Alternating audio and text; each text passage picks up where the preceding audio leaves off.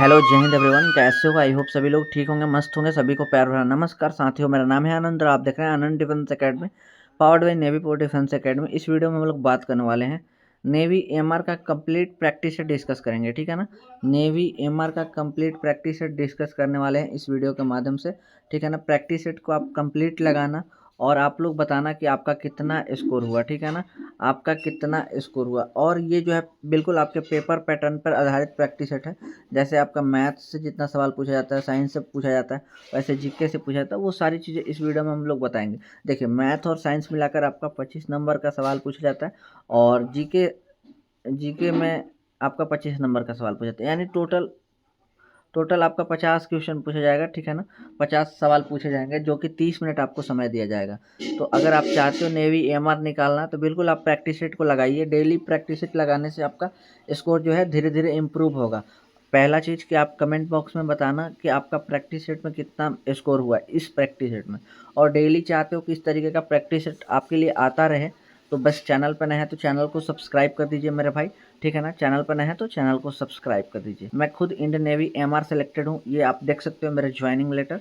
तो मेरे भाई जो चीज़ मैं पढ़ा रहा हूँ तो बस आप लोग ट्रस्ट करिए और आप लोग पढ़ाई कीजिए। बहुत ज़्यादा बच्चे प्यार करते हैं, बहुत ज़्यादा ट्रस्ट करते हैं। जो नए बच्चे हैं आप सभी लोग चैनल पर नए हैं, सब्सक्राइब कर लीजिए। बाकी आपको मुझे पहुँचाना है कहाँ, जहाँ तक मैं गया हूँ आईएनएस चिल्का यानी इंडियन नेवी ट्रेनिंग सेंटर तक मैं आपको पहुँचाना चाहता हूँ बेटा। आप बस मेहनत करो और इस बार आपको वर्दी एकदम मैं दिलाने का काम करूँगा, ठीक है ना। चलिए प्रैक्टिस से शुरुआत करते हैं। प्यारे साथियों, जैसा कि मैंने बताया कि आपसे 50 सवाल पूछा जाता है नेवी एमआर के एग्ज़ाम में, 30 मिनट का समय होता है। और सबसे पहला सेक्शन क्या होता है ना, सेक्शन ए में होता है मैथ और साइंस। मैथ और साइंस मिलाकर 25 सवाल आपसे पूछे जाते हैं, ठीक है। 25 सवाल। और कभी मैथ्स जो है 13 नंबर का पूछा जाएगा, साइंस 12 नंबर का, यानी दोनों जोड़कर कितना 25 सवाल आपसे पूछे जाएंगे। सबसे पहले हम लोग सेक्शन ए करेंगे। लेकिन प्यारे साथियों, मैं आपको बताना चाहता हूँ कि आप अगर पेपर देने जाओगे तो आपको जैसे जैसे सवाल दिया रहेगा वैसे नहीं करना है मेरे भाई। ये मैं अभी सिर्फ करवा रहा हूँ। लेकिन आपको एग्ज़ाम टाइम क्या करना है, सबसे पहले आपको जीके को सोल्व कर लेना है, ठीक है। जीके सोल्व कर लेना है, देन साइंस को सोल्व करना है और आखिरी में आपको मैथ को सोल्व करना है, ठीक है। ये समझ गए। अब आते हैं क्वेश्चन पर।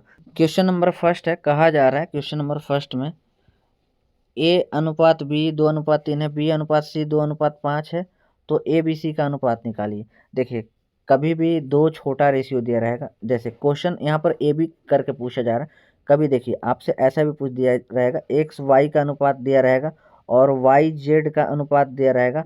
आपसे कहा जाएगा कि एक्स अनुपात वाई अनुपात जेड जो है निकालना होगा, तो आप कैसे निकालोगे? सबसे पहले तरीका समझो, ठीक है ना। अभी देखो यहाँ पर सिंपली आप निकाल दोगे, बहुत ही आसान होता है। आप बोलोगे कि ए के सामने ए का मान है, मतलब ए का मान 2 हो जाएगा, सी का मान कितना हो जाएगा, 5 हो जाएगा, ठीक है। अगर देखो यहाँ पर क्या है कि बी 2 बार है, इसमें भी बी है और इसमें भी बी है, लेकिन बी का मान कितना है, यहाँ पर 3 है और यहाँ पर बी का मान 2 है, तो मामला गड़बड़ है। तो पहले हम बी को सेम करेंगे। बी को सेम करने का दो तरीका है। पहला बेसिक मेथड से पहला एलसीएम निकालेंगे, जो भी बी का मान दिया गया उसका एलसीएम निकालेंगे। तो बी बी का कितना मान दिया गया, यहाँ पर बी है सॉरी, यहाँ पर बी जो है 3 है और यहाँ पर बी जो है 2 है, मतलब 3 और 2 का एलसीएम 6 है, यानी दोनों बी को हमको क्या बनाना है, 6 बनाना है। चलिए बनाते हैं। तो हम लोग 6 बनाते हैं। कैसे बनाएंगे, सबसे पहले इसमें गुना कर देंगे और इसमें गुना कर देंगे। इसको 6 बनाना है, 3 है तो इसमें 2 से गुना कर देंगे और इस रेशियो में हम लोग 3 से गुना कर देंगे ताकि 6 हो जाएगा। चलिए बात करते हैं ए अनुपात बी कितना हो जाएगा मेरे भाई। ए अनुपात बी हो जाएगा गुना करने के बाद 4:6 हो जाएगा, ठीक है। बी अनुपात सी कितना हो जाएगा मेरा भाई, गुना करने के बाद 6:15 हो जाएगा, 3×5=15। ये देख रहे हो ना, ये गुना कर रहा हूँ। तो अब देखो यहाँ पर सिंपल सा तरीका है। ए देख रहे हो, ए का वैल्यू कितना हो जाएगा, 4 हो जाएगा, ठीक है। आप ए का वैल्यू यहाँ पर 4 लिख दोगे। बी का वैल्यू दोनों जगह 6 है, ठीक है ना, बी का 6 है तो यहाँ पर 6 लिख देंगे। और सी का वैल्यू यहाँ पर देख ही रहे हो 15 है तो 15 लिख देंगे। तो 4×6=15, ये हो जाएगा right answer, option number A. अब देखिए ये तो बेसिक तरीका है। इसका बेसिक तरीका तो ये हुआ। अब एक ट्रिक भी सिखा देता हूँ। ABC पहले हम लिख लेंगे, तो यहाँ पर लिखेंगे नहीं, यहाँ पर ऑलरेडी लिखा हुआ है, मैं इसी का क्वेश्चन का ही इस्तेमाल कर ले रहा हूँ। ठीक है, ABC पहले AB जो दिया हुआ है इसको लिखेंगे। A के सामने A लिख दिए 2 और B के सामने B लिख दिए 3, 2:3 हो गए AB। ठीक है, एक पाई ड्रॉ कर लेंगे ताकि मतलब समझ में आए। और या फिर आप अनुपात का भी यूज कर सकते हो, रेशियो का भी यूज कर सकते हो, B/C। तो यहाँ से लिखना चालू करते हैं 2:5। मेरे भाई ये गलत हो जाएगा, B के सामने लिखोगे ना तो 2:5। अब देखो यहाँ पर कुछ जगह जो है ना खाली बच रहे हैं, ये है और ये है। तो यहाँ पर कौन सा लेटर आएगा, ठीक है, यहाँ पर कौन सा लेटर आएगा ये समझने वाली बात है। यहाँ पर ना तो नीचे से आएगा ना ही ऊपर से आएगा, यहाँ पर साइड वाला अक्षर का हम लोग हेल्प ले लेंगे। साइड वाला अक्षर क्या है, यहाँ पर 3 हो जाएगा और यहाँ पर 2 हो जाएगा। देखिए आप यहाँ पर देखना, कोई भी काटने लायक अक्षर है इन सब बॉक्स में ऊपर, मतलब हर एक बॉक्स में कॉमन होना चाहिए। यहाँ पर देखिए 2 है कॉमन, इसमें भी 2 है लेकिन इसमें 2 नहीं है, इसमें 3 है, इसमें 3 है, तो फिर इसमें 3 नहीं है। तो ऐसा करेंगे कि मेरे भाई गुना कर देंगे, 2 दूनी 4 और 3 दूनी 6 और 15। तो ठीक है ना। अब देखिए समझ में आया होगा, नहीं समझ में आया एक और सवाल करते हैं। X/Y का मान है 2:5 और Y/Z का मान है 7:2। तो XYZ का अनुपात आपको निकालना रहेगा। कैसे निकालोगे, सबसे पहले XYZ हम लिख लेंगे। ठीक है, XY का अनुपात कितना है मेरा भाई 2:5, 2:5 लिख दिए। YZ का अनुपात कितना है 7:2। यहाँ पर पाई ड्रॉ कर लेंगे समझने के लिए। और देखिए यहाँ पर खाली स्थान मैंने क्या बताया, बगल वालों से हेल्प लेना होता है ना कि ऊपर नीचे। यहाँ पर बगल में 5 है, 5 ले लिए और यहाँ पर 7 है। अब देखिए कोई कटने वाला है, इसमें कोई कटने वाला नहीं है। ठीक है, कोई कटने वाला नहीं है, तो आप यहाँ पर सिंपली गुना कर दोगे, 7 दूनी 14 और 7 5 35 और 5 दूनी 10। तो इस तरीके से मतलब ये आप लोग समझ गए होंगे ये रूल। दो छोटा रेशियो दिया रहेगा, छोटा छोटा दो रेशियो दिया रहेगा, एक बड़ा रेशियो पूछेगा, तो ये तरीका है निकालने का। चलिए क्वेश्चन नंबर सेकंड पर आते हैं बाबू। क्वेश्चन नंबर सेकंड कह रहा है किसी संख्या का 25% 4800 है, यानी 4800 है, 4800 रुपये है 25% मान के चलो, और वह संख्या ज्ञात करना है। मतलब ये सवाल मैं देखते ही कर दिया, आप भी कर सकते हो, चीज़ों को समझना है। आपके अंदर अगर कॉमन सेंस है तो बिल्कुल आप कर लोगे। नॉर्मल अगर आपने अच्छे से पढ़ाई करके पास किया ना 10th, कहीं ना कहीं नेवी एमआर में आप ज्वाइन करना चाह रहे हैं, नेवी एमआर का हिस्सा होना चाह रहे हैं बाबू, तो आप कहीं ना कहीं 10th पास हैं। ठीक है, 10th पास हैं, और अगर आपने अच्छे से पढ़ाई किया होगा 10th पास करने के लिए, तो आप बिल्कुल इस सवाल को कर लोगे। ठीक है, कोई दिक्कत वाली बात नहीं है। पहला चलिए वो समझ लेते हैं क्वेश्चन को। कहा जा रहा है 25% का जो मान है, 25% का मान कितना है 4800 रुपया है। ठीक है, 25% का मान 4800 रुपया है।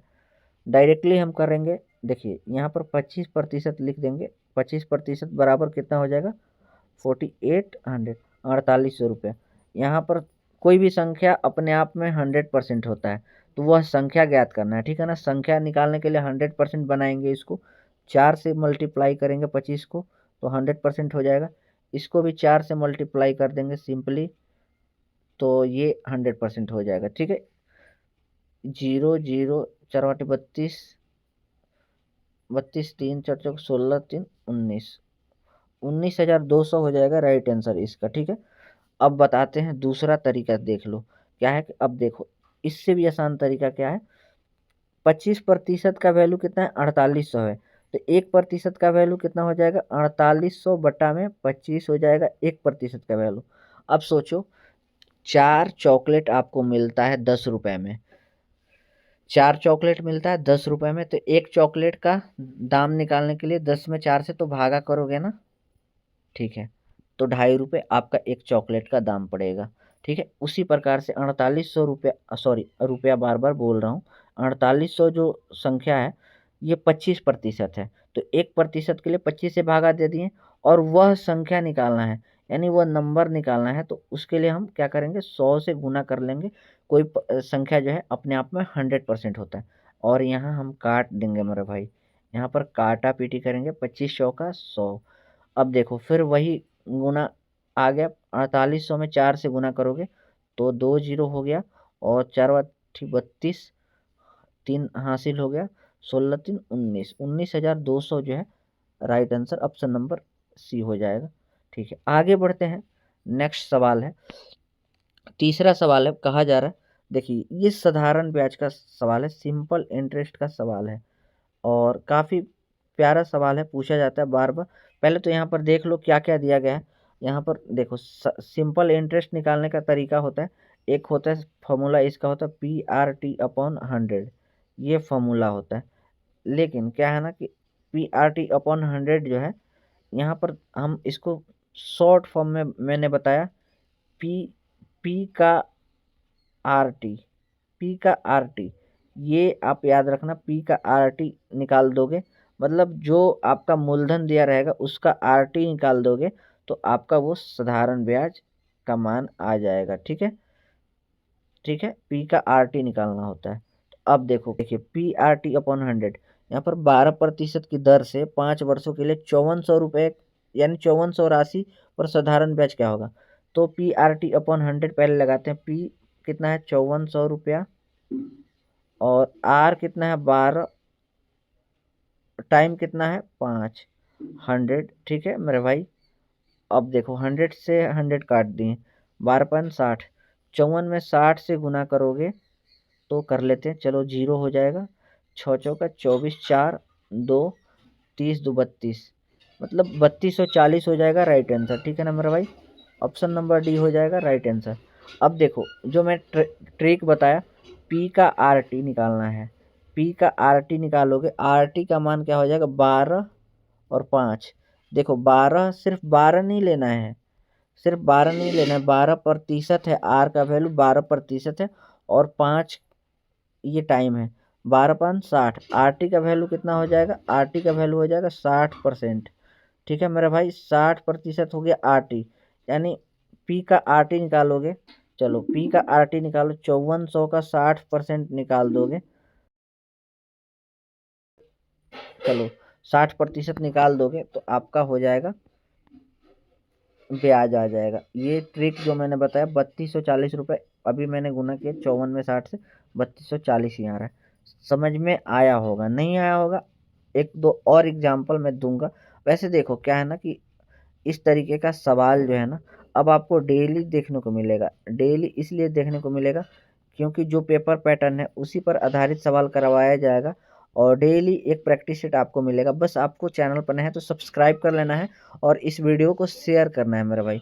इस वीडियो को जितना ज़्यादा आप शेयर करोगे उतना ज़्यादा मुझे मोटिवेशन मिलेगा। चैनल पर नया है तो चैनल को सब्सक्राइब भी कर देना है।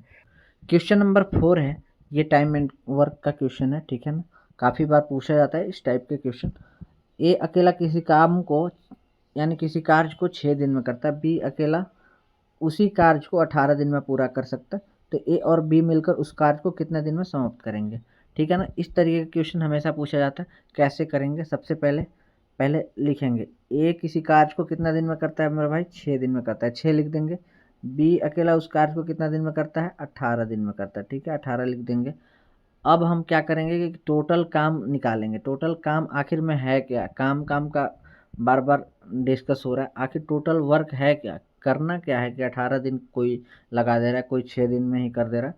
तो ये दोनों डेज है ना, जो दिन है ना दोनों कर रहे हैं, उसका एलसीएम निकाल देंगे, तो ये आ गया हम लोग का टोटल वर्क।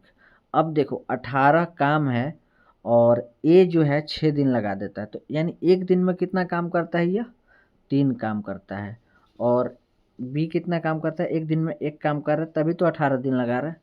तो ये हो गया कार्य क्षमता, इफिशियंसी हो गया, ये 3 और 1 इफिशियंसी हो गया। अब क्या कह रहा है कि दोनों मिलकर उस काम को कितना दिन में समाप्त करेंगे, काम कितना है 18। ठीक है, लिख देते हैं। और दोनों मिलकर करेंगे तो 3 और 1 4, एक दिन में काम करेंगे तो कितना दिन लगेगा। तो ये काटा पीटी करोगे, चट चौका 16, 16 2 18 बटा 4। ठीक है, तो बटा 4 हो गया, तो 1 2, ठीक है। 4 से 1/2 ये हो जाएगा, ऑप्शन नंबर बी हो जाएगा राइट आंसर, ठीक है। आगे बढ़ते हैं, 5वें नंबर सवाल पर आते हैं। ये परसेंटेज चैप्टर का सवाल है, ठीक है ना। ए का 40% बी के 35% के बराबर है, तो ए और बी का रेशियो बताना है। काफ़ी सिंपल सवाल है, ये पूछा गया सवाल है, बिल्कुल आप कर सकते हो। सबसे पहले ए का 40%, तो ए का मतलब गुना 40% का मतलब क्या, बटे का 100 होता है, ठीक है। बराबर बी का 35%, बी का के मतलब गुना और 35% के लिए 35/100, ठीक है। इतना समझ में आया, उम्मीद करता हूँ ज़रूर। 100 से 100 काट देंगे, ठीक है। और ये 5 से काटेंगे 8 बार में 40, और ये 7 बार में। तो इस प्रकार ए जो है इधर गुना में है, और इधर भी बी गुना में, इधर आएगा तो भागा में, यानी ए अनुपात बी हो गया। और ये जो गुना में 8 है उधर जाएगा तो भागा में, 7:8 हो जाएगा। तो ऑप्शन नंबर डी हो जाएगा राइट आंसर, ठीक है, ऑप्शन नंबर डी। सवाल नंबर 6 है, ये सर्ट्स एंड एंडाइसिस चैप्टर का सवाल है, यानी घातांक एवं करनी चैप्टर का सवाल है, ठीक है ना। आपको कैसे सोल्व करना है, इसको तो आप सिंपल कर दोगे, ऊपर का 2 पावर कट जाएगा, नीचे का 1 पावर बचेगा, यानी 2 के पावर 3 8/3 हो जाएगा राइट आंसर। इसको करेंगे कैसे, ठीक है, आपको समझाने के लिए मैं करके दिखाता हूँ। 2 के पावर 3 सबसे पहले हम लिख देंगे, गुना करेंगे। 3 के पावर 2 है तो 3 2 बार लिख दिए, और नीचे में 3 है 3 बार, 1 2, ये हो गया 3 बार 3 लिख दिए। 2 बार 3 जो है ऊपर का, नीचे का 2 बार 3 से कट जाएगा, नीचे में क्या बच गया 3, और ऊपर में 2 के पावर 3, 2 के पावर 3 का मतलब 8, नीचे में 3, 8/3। समझ में आया। बढ़ते हैं नेक्स्ट सवाल पर। ये जो सवाल आप देख रहे हैं, ये जो सवाल आप देख रहे हो 7 नंबर सवाल, इसमें क्या है ना कि दो संख्याओं का गुणनफल जो है 27 दिया गया है, ठीक है। और उसका एचसीएफ भी दिया गया है, महत्तम समापवर्तक भी दिया गया है, मसा भी दिया हुआ है। तो लसा निकालना है, यानी लघुत्तम समापवर्त निकालना है। कहीं ना कहीं आपको मैंने सिखाया है, पहला संख्या गुना दूसरा संख्या बराबर एलसीएम गुना एचसीएफ, ये मैंने आपको सिखाया है, ठीक है। तो बस इसी पर आपका सवाल बनेगा। तो पहला संख्या गुना दूसरा संख्या, यानी दोनों संख्याओं का गुणनफल कितना है, 27 है, ठीक है।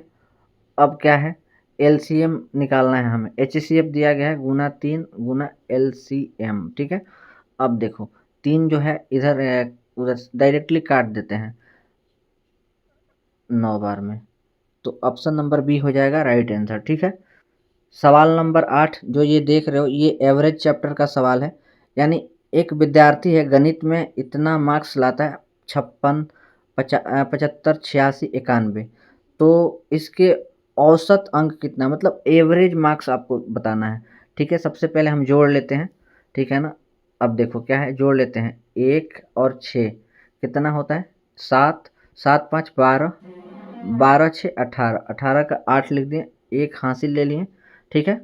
अब देखो 9 9 8 17 17, 17 7 24, 24 24 5 29, 1 30, 308 बटे में क्या लिखेंगे, 1 2 3 4, जितना संख्या है टोटल हम लिख देंगे, 4 से डिवाइड करोगे, 4 7 28 बच गया 2, 4 7 फिर 28, यानी 77 हो जाएगा राइट आंसर। आगे बढ़ते हैं, क्वेश्चन नंबर 9 है, एक बाग की लंबाई चौड़ाई का अनुपात 2:1 है, यदि इसका परिमाप 60 मीटर है तो इसकी लंबाई है।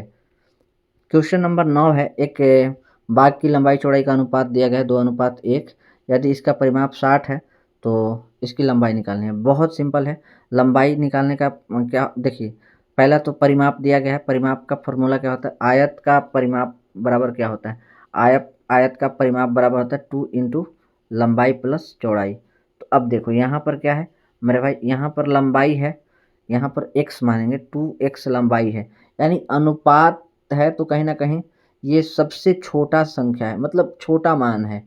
लंबाई का सबसे छोटा मान है 2 और चौड़ाई का सबसे छोटा मान है 1, तो यानी x हम मान लेते हैं, 2x प्लस x 2। अब देखो इक्वल्स टू 60, ठीक है, कोई दिक्कत वाली बात है नहीं। अब देखो ये डायरेक्टली हम काट देते हैं, 30 बचा, 30 बराबर 3x, तो x बराबर 10 हो जाएगा, और तो लंबाई हो जाएगा 20, और 20 मीटर हो जाएगा लंबाई, और चौड़ाई कितना होगा 10। ठीक है, समझ में आया। क्वेश्चन नंबर 10 है, एक शंकु का ऊंचाई 9 सेंटीमीटर है तथा आधार का व्यास जो है 14 सेंटीमीटर है। सबसे पहले हम लोग इसका त्रिज्या निकालेंगे, त्रिज्या हो जाएगा 7। ठीक है, इसका आयतन निकालना, 1/3 पाई आर स्क्वायर एच। ठीक है, 1/3 पाई का मान 22/7 आर स्क्वायर, आर मतलब 7 गुना 7, एच का मतलब 9। ठीक है, अब 7 से 7 काट दिए। ठीक है, 3 से काट देंगे 3 बार में, और देखो 7 एक बच गया, 7 में 3 से गुना करोगे तो 21 हो गया, 21 में 22 से गुना कर दो, 22 में 21 से गुना कर दोगे तो ये 22 हो गया, और ये 44 हो गया, यानी 462 सेंटीमीटर क्यूब। ये हो जाएगा राइट आंसर। आगे बढ़ते हैं, नेक्स्ट सवाल, सवाल नंबर 11 देखते हैं। अब देखिए, 1 के पावर 2 कर देंगे, जब भी माइनस रहेगा तो हम पलट देंगे, पावर पॉजिटिव कर देंगे। ठीक है, अब देखिए क्या करेंगे, भागा है तो गुना करेंगे, और इसको पलटेंगे तो 1/5 हो जाएगा, फिर गुना में जब करोगे तो ऊपर में 5 हो जाएगा।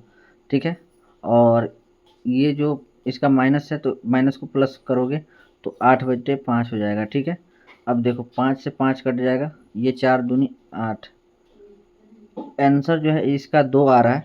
बाकी ऑप्शन में एक बार आप देख लेना, हो सकता है मुझसे गलती हो रहा होगा तो आप सही से बना लेना, क्योंकि पढ़ाई लिखाई बहुत दिन हो गया, छूट गया। और एक चीज़, अगर ऑप्शन गलत होगा तो मैं सुधरवा दूंगा। ठीक है, नेक्स्ट ये देखिए 12 नंबर सवाल जो देख रहे हो वर्गमूल से रिलेटेड है। वर्गमूल निकालना है, 0.004 का वर्गमूल, पहले तो 4 का वर्गमूल निकालोगे तो 2 हो जाएगा, 2 हो जाएगा तो 2 अंक बाद है तो पॉइंट के 1 अंक बाद हो जाएगा दशमलव। ठीक है ना, यहाँ पर 2 अंक बाद दशमलव है। अब देखिए 121 का वर्गमूल कितना होगा मेरे भाई, तो 11 होगा। ठीक है, 11 होगा, पॉइंट 1 अंक के बाद होगा। ठीक है, ध्यान देना, पॉइंट 1 अंक के बाद होगा। अब देखो नेक्स्ट 36 का वर्गमूल क्या होगा, 6, पॉइंट 1 अंक के बाद होगा। ठीक है, अब नेक्स्ट देखते हैं 4 का वर्गमूल क्या होगा, 4 का वर्गमूल 2 होगा, पॉइंट 2 अंक के बाद होगा। ठीक है, इतना समझ गए। अब देखो 4 अंक बाद 9, 0 पॉइंट, इस तरीके से आपको बनाना है। अब इसको जोड़ देते हैं, 9 2 11, हासिल 1, हासिल 1 हो गया, 3 6 9, 9 1 10 की शून्य, हासिल 1 1 1 2, दशमलव है तो दशमलव लगा दी, तो बी हो जाएगा राइट आंसर। ठीक है ना, आप 11 नंबर सवाल देख लेना एक बार अच्छे से।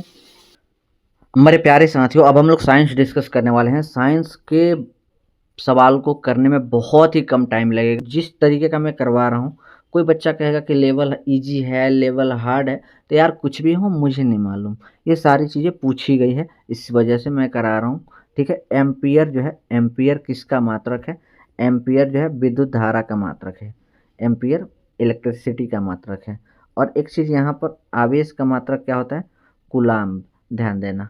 ठीक है, पूछा गया है प्रश्न, आवेश का मात्रक कूलाम्ब।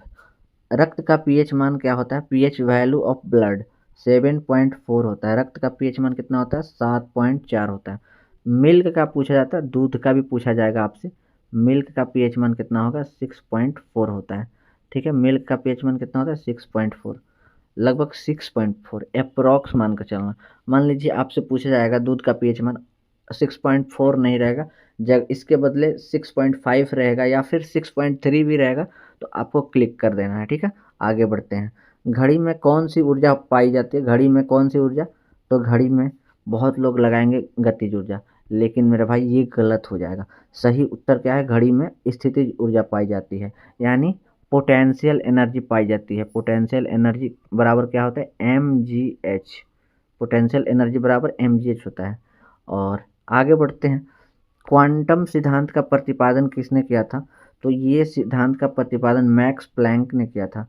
ठीक है, मैक्स प्लैंक ने, ये जहाँ भी क्वांटम सिद्धांत आए, क्वांटम थ्योरी आए, मैक्स प्लैंक आंसर लगाकर आगे बढ़ जाना है।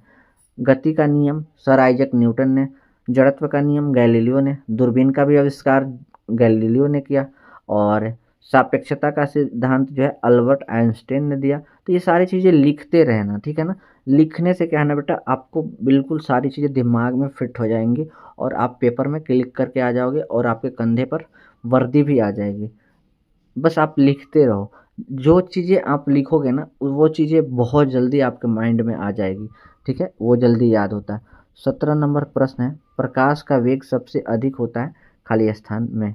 तो क्या चीज़ में होता है भाई, निर्यात में होता है, यानी वैक्यूम में जो है ना प्रकाश का वेग सबसे अधिक होता है। 18 नंबर प्रश्न है, खाली स्थान को हंसाने वाली गैस कहते हैं N2O, नाइट्रस ऑक्साइड को हंसाने वाली गैस कहते हैं, ठीक है, N2O, ठीक है।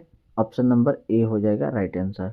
आगे बढ़ते हैं मेरा भाई, दूध में कौन सा विटामिन नहीं पाया जाता है। दूध में जो है विटामिन सी नहीं पाया जाता। ताजे दूध की बात की जा रही, दूध में विटामिन सी नहीं पाया जाता है। ध्रुवों पर गुरुत्वीय त्वरण का मान जो है सबसे अधिकतम होता है। ध्रुव पर गुरुत्वीय त्वरण का मान सबसे अधिकतम होता है, जी हाँ। 21 नंबर प्रश्न पूछा जा रहा है, प्रतिरोध का मात्रक क्या है। प्रतिरोध का मात्रक क्या है, यानी रेजिस्टेंस का मात्रक क्या है, ओम है। क्या है, ओम। ओम का सिंबल ये है, देख लिए। आगे बढ़ते हैं। अभी मैंने आपको बताया कूलम्ब किसका मात्रक है, आवेश का। जूल जो है कार्य का है, कार्य का क्या है, जूल। कैंडेला किसका मात्रक है, ज्योति तीव्रता का मात्रक है कैंडेला। पदार्थ की मात्रा का मोल हो जाएगा। और आगे बढ़ते हैं, वह भौतिक राशि जिनमें परिमाण व दिशा दोनों होती है कहलाती है। तो वह सदिश कहलाती है। क्या कहलाती है, सदिश कहलाती है। जिनमें मैग्नीट्यूड के साथ साथ डायरेक्शन होता है वो वेक्टर क्वांटिटी होगा, और जिनमें सिर्फ और सिर्फ मैग्नीट्यूड होगा यानी सिर्फ और सिर्फ परिमाण होगा वो अदिश राशि होता है, स्केलर क्वांटिटी, ठीक है। आगे बढ़ते हैं। 24 नंबर प्रश्न है, और ये प्रश्न जो है आप देख रहे हो काफ़ी ज़्यादा, मतलब इसमें भाषा बदलने की ज़रूरत है कहीं ना कहीं। इसको आप समझ सकते हैं, साइड मिरर में किस दर्पण का प्रयोग करते हैं, ये ध्यान रखिएगा। साइड मिरर में उत्तल दर्पण का प्रयोग करते हैं, और इसलिए करते हैं क्योंकि उत्तल दर्पण सभी पीछे की जो भी चीज़ें होती हैं, कौन सी गाड़ी आ रही है पीछे से, तो वो सारा चीज़ मतलब पीछे का हर एक चीज़ों को छोटा छोटा करके पूरा दर्पण में दिखा देता है, यानी विस्तार चीज़ों को एकदम छोटा सा दर्पण में दिखा देता है, इस वजह से। आगे बढ़ते हैं, नेक्स्ट सवाल करते हैं। क्वेश्चन नंबर 25 में पूछा जा रहा है, हड्डियों को मजबूत बनाने वाला तत्व कौन सा है। तो इसका राइट आंसर हो जाएगा कैल्शियम, जो है हड्डियों को मजबूत बनाता है। तो देखिए इसमें क्या है, ये जो ऑफर है मात्र हम लोग का ऑफर रहेगा 99 रुपीज, किसी भी बैच में जुड़ जाइए। 99 रुपीज, ये रुपीज इसलिए रखा गया भाई क्योंकि जो भी आप एप्लीकेशन पे पढ़ते हैं उसका सर्वर डेटा वगैरह जो भी कॉस्टली होते हैं तो वो लोग एप्लीकेशन वाले कुछ चार्ज करते हैं, इस वजह से। नहीं तो मैंने तो रिक्वेस्ट किया कि जितना सस्ता हो उतना सस्ता किया जाए, तो काफी दबाव के बाद ये प्राइस हो पाया है। मतलब अपनी तरफ से पूरा एक तरीके से मार्केट फ्री कर दिया। दोस्तों अभी तक हमने किया सेक्शन ए जिसमें मैथ और साइंस का प्रश्न किए। अब करेंगे सेक्शन बी, इसमें क्या होगा, जनरल अवेयरनेस का 25 सवाल होगा। जनरल अवेयरनेस में कौन कौन सब्जेक्ट शामिल होता है ये पहले समझ लीजिए। हिस्ट्री का भी क्वेश्चन होगा, पॉलिटी का भी होगा, इकोनॉमिक्स का भी होगा, और ज्योग्राफी का भी होगा। करेंट अफेयर्स का भी 1 से 2 सवाल रहेगा, और आपका स्टैटिक जीके, आजकल क्रेज चल रहा है, सबसे ज़्यादा स्टैटिक जीके पूछा जा रहा है। आगे बढ़ते हैं, 26 नंबर सवाल है, ये जीके का पहला सवाल है मान के चलिए, और इस टेस्ट सीरीज का 26वां सवाल है। बास्केटबॉल में कितने खिलाड़ी होते हैं। बास्केटबॉल में 5 खिलाड़ी होते हैं। कितना, 5 खिलाड़ी होते हैं। नेक्स्ट है, आर्य समाज के संस्थापक कौन है। दयानंद सरस्वती जी हैं, आर्य समाज के संस्थापक दयानंद सरस्वती। आगे बढ़ते हैं, महात्मा गांधी जी को महात्मा की उपाधि किसने दिया। रविन्द्रनाथ टैगोर ने महात्मा की उपाधि दिए थे। आगे बढ़ते हैं, भारत में सबसे ज़्यादा का कॉफ़ी का उत्पादन सबसे ज़्यादा किस राज्य में होता है। तो ये कर्नाटक में होता है सबसे ज़्यादा कॉफ़ी का उत्पादन, ठीक है। आगे नेक्स्ट, मिस्र यानी इजिप्ट की राजधानी क्या है। मिस्र की राजधानी है काहिरा, मिस्र की राजधानी है काहिरा, ठीक है। आगे, और जापान की राजधानी क्या है, टोक्यो। इराक का राजधानी क्या है, बगदाद, ठीक है। नेक्स्ट, और सूडान की राजधानी क्या है, खार्तूम, सूडान की राजधानी। नेक्स्ट है, भारत के प्रथम उप प्रधानमंत्री कौन थे। सरदार वल्लभ भाई पटेल जो है उप प्रधानमंत्री थे, सरदार वल्लभ भाई पटेल। नेक्स्ट, और यहाँ पर मैं आपको बता देता हूँ, पंडित जवाहरलाल नेहरू जो थे ये पहले प्रधानमंत्री थे। ठीक है मेरे भाई, आगे बढ़ते हैं। राष्ट्रीय मतदाता दिवस कब मनाया जाता है? 25 जनवरी को राष्ट्रीय मतदाता दिवस मनाया जाता है। कब? 25 जनवरी को। हाँ। नेक्स्ट है, सत्रिया नृत्य जो है भारत के किस राज्य का एक शास्त्रीय नृत्य है? तो ये जो है असम का एक शास्त्रीय नृत्य है, सत्रिया नृत्य। ठीक, आगे बढ़ते हैं। मेघदूत किसकी रचना है? मेघदूत ये जो रचना है कालिदास की रचना है। किसकी रचना है? कालिदास की रचना है। नेक्स्ट है, शून्य का आविष्कार, शून्य का आविष्कार किसने किया? आर्यभट्ट ने शून्य का आविष्कार किया। ठीक है मेरा भाई। नेक्स्ट, बिहू त्योहार किस राज्य में मनाया जाता है? बिहू जो है ये असम में मनाया जाता है। बिहू और सत्रिया ये असम में मनाया जाता है। ठीक है, आगे बढ़ते हैं। लिंगराज मंदिर कहाँ है? तो लिंगराज मंदिर जो है भुवनेश्वर उड़ीसा में है। और ब्लैक पैगोडा जानते होंगे, सूर्य मंदिर, ये कहाँ है? कोणार्क में है। और आगे बढ़ते हैं। चावल अनुसंधान संस्थान कहाँ है? तो ये कटक में है। और भगवान जगन्नाथ का जो मंदिर है वो कहाँ है? पुरी में है। और रथ यात्रा पूछा गया था एक बार नेवी एमआर में पेपर में, रथ यात्रा किस भगवान की पूजा है?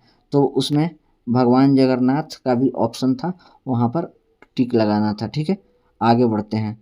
गांधी इरविन समझौता कब हुआ था? 1931 में गांधी इरविन समझौता हुआ था। ठीक है। पिन, PIN शब्द का पूर्ण रूप क्या है? तो पिन का संबंध है पर्सनल आइडेंटिफिकेशन नंबर, ये हो जाएगा राइट आंसर। ठीक है, पर्सनल आइडेंटिफिकेशन नंबर हो जाएगा। क्वेश्चन पूछा जा रहा है, पानीपत का तीसरी लड़ाई कब लड़ी गई? 1761 में पानीपत की तीसरी लड़ाई लड़ी गई। अब बात कर लेते हैं, डिटेल में चर्चा कर लेते हैं, पहली लड़ाई कब लड़ी गई? तो 1526 में। दूसरी कब लड़ी गई मेरे भाई? दूसरी 56 में लड़ी गई, 1556 में लड़ी गई। और तीसरी 1761 में। 1764 में क्या हुआ था? बक्सर की लड़ाई हुआ था। ठीक है ना, ये सब सारी चीज़ ध्यान रखना। डेनमार्क की राजधानी क्या है? तो कोपेनहेगन जो है डेनमार्क की राजधानी है। नेक्स्ट है, वर्ष 1924 में महात्मा गांधी जी ने भारतीय राष्ट्रीय कांग्रेस इंडियन नेशनल कांग्रेस के एकमात्र किस सत्र की अध्यक्षता की? मतलब इंडियन नेशनल कांग्रेस के किस सत्र के अध्यक्षता महात्मा गांधी जी ने किया था? तो बेलगांव अधिवेशन 1924। ध्यान रखना है इस सवाल को। तूतीकोरिन बंदरगाह कहाँ पर स्थित है? यह तमिलनाडु के थूथुकुडी जिले में स्थित है। ठीक है ना। और मैं आपको बताना चाहता हूँ, पारादीप बंदरगाह पूछा जाएगा। पारादीप बंदरगाह किस राज्य में है? तो पारादीप बंदरगाह यह उड़ीसा में। ठीक है, कहाँ पर है? उड़ीसा में। और आगे बढ़ते हैं। शेरशाह सूरी का मकबरा कहाँ है? तो यह अपना बिहार सासाराम में है। ठीक है, सासाराम बिहार। नेक्स्ट सवाल है, राज्यसभा के सदस्यों का कार्यकाल कितने वर्ष का होता है? तो 6 वर्ष का होता है। कितना वर्ष का होता है? 6 वर्ष का। ठीक है, आगे बढ़ते हैं। महात्मा गांधी के राजनीतिक गुरु कौन थे? राजनीतिक गुरु गोपाल कृष्ण गोखले थे। क्या? गोपाल कृष्ण गोखले। नेक्स्ट, भारतीय राष्ट्रीय कांग्रेस की स्थापना किसने किया? इंडियन नेशनल कांग्रेस की स्थापना एओ ह्यूम ने किया था। आपने पढ़ा होगा एओ ह्यूम, जिनका पूरा नाम है एलन ऑक्टेवियन ह्यूम, ने भारतीय राष्ट्रीय कांग्रेस इंडियन नेशनल कांग्रेस का स्थापना की। और पहले अध्यक्ष कौन थे? WC बनर्जी थे। WC बनर्जी, व्योमेश चंद्र बनर्जी जो थे भारतीय राष्ट्रीय कांग्रेस के पहले अध्यक्ष थे। कौन से? पहले अध्यक्ष थे। ठीक है। नेक्स्ट, लंदन किस नदी के किनारे पर है? लंदन जो कि इंग्लैंड में है, ये टेम्स नदी के किनारे पे, टेम्स नदी, ध्यान देना। सौरमंडल में कुल कितने ग्रह है? 8 ग्रह है। और नेक्स्ट है, नीली क्रांति का संबंध किससे है? तो मत्स्य उत्पादन से है। ठीक है मेरे भाई, आप सभी लोग कमेंट करके बताना। प्यारे साथियों, आपका कितना स्कोर है, ठीक है ना। 50 नंबर में आपका कितना मार्क्स आ रहा है, ठीक है ना, कितना मार्क्स आपका आ रहा है। यहाँ पर निगेटिव मार्किंग के साथ आप लोग बताना, निगेटिव मार्किंग के साथ, ठीक है ना। यानी आपका जो गलत प्रश्न है उसका नंबर काटने के बाद बताना कि बेटा आपका कितना स्कोर बन रहा है। या प्यारे साथियों, उम्मीद करता हूँ कि ये जो टेस्ट है ना, ये जो टेस्ट है आपको पसंद आया होगा। और यदि आप डेली टेस्ट चाहते हैं ना, डेली चाहते हैं कि इस प्रकार का मॉक टेस्ट करवाया जाए, तो चैनल पर नए हैं तो चैनल को सब्सक्राइब कर दीजिए। क्या चैनल पर नए हैं तो चैनल को सब्सक्राइब कर दीजिए, और इस वीडियो को क्या है ना मेरे भाई, इस वीडियो को शेयर कर दीजिए।